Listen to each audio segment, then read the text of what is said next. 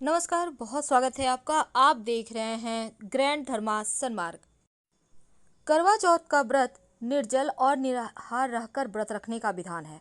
हालांकि सेहत से जुड़ी कुछ परेशानियां अगर है तो ये व्रत रखने में सावधानी रखनी चाहिए।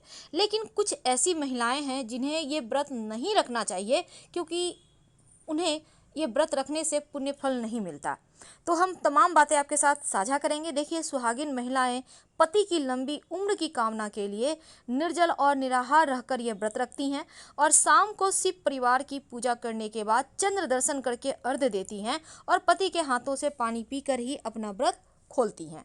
तो करवा चौथ का जो व्रत है मुख्य तौर पर पति पत्नी के संबंधों को बेहतर बनाने का व्रत है।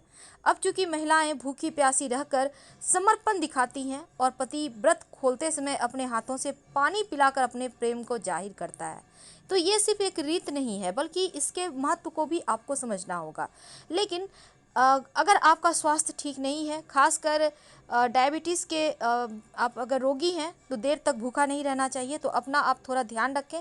अगर आप प्रेग्नेंट हैं तो देखिए, बच्चे हैं आपके अंदर, एक और जीव है, तो ऐसे में व्रत रखना खासकर पहले और तिमाही में तीसरे महीने में खतरनाक होता है। अगर सब कुछ ठीक है तो डॉक्टर का निर्देश मानकर आप कर सकते हैं। लेकिन अगर आपका ब्लड प्रेशर भी ऊंचा नीचा होता है तो ये व्रत रखने के समय बहुत सावधान रहें। ये तो थे कुछ नियम, लेकिन व्रत किस महिला को भूल कर भी नहीं रखना चाहिए।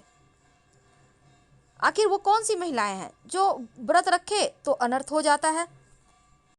देखिए, सबसे पहली बात, अगर आप कुंवारी हैं, आप उत्तम जीवन साथी की प्राप्ति के लिए व्रत रखना चाहती हैं, अगर आपका विवाह तय हो चुका है तो आप रख सकती हैं। वैसे उत्तम जीवन साथी के व्रत रख पाने के लिए भी व्रत रखा जाता है, लेकिन जिन महिलाओं का पति नहीं है वो तो व्रत बिल्कुल भी नहीं रखेंगी। दूसरा, अगर आप महिला तो हैं, आपके पति भी हैं, लेकिन आप किसी और को चाहती हैं, तब इस अवस्था में व्रत ना रखें। अगर आपका प्रेम आपके पति के प्रति नहीं है तो भी व्रत ना रखें, क्योंकि फिर तो आपको फल ही नहीं मिलेगा। जब तक आपको प्रेम नहीं है तब तक आप किस उम्मीद से ये व्रत रखेंगी। तीसरा, सबसे मेन, देखिए, अगर आप व्रत रखती हैं तो व्रत के तमाम नियमों का पालन करें। अगर पालन नहीं कर सकती हैं तो ये व्रत रखने से कोई फ़ायदा ही नहीं है। जैसे कि बड़े बुजुर्गों का अपमान नहीं करना, पति के साथ झगड़े नहीं करना, सोते हुए व्यक्ति को नहीं उठाना, सुई धागा सिलाई नहीं करना, काटना छीटना नहीं है, इस दिन किसी को सफ़ेद वस्तु नहीं देना है, अपने श्रृंगार की वस्तु ना किसी को देना है, ना किसी से लेकर पहनना है। अगर आप नियम का पालन नहीं कर सकती हैं तो इस व्रत का आपको पूरा फल नहीं मिलेगा। इसलिए अगर आप व्रत रखती हैं तो पूरे नियम का पालन करें। और क्योंकि ये बहुत ही कठिन व्रत है तो सोच समझकर आप आगे बढ़ें। भगवान आपके साथ है। हम आपसे विदा लेंगे। धन्यवाद।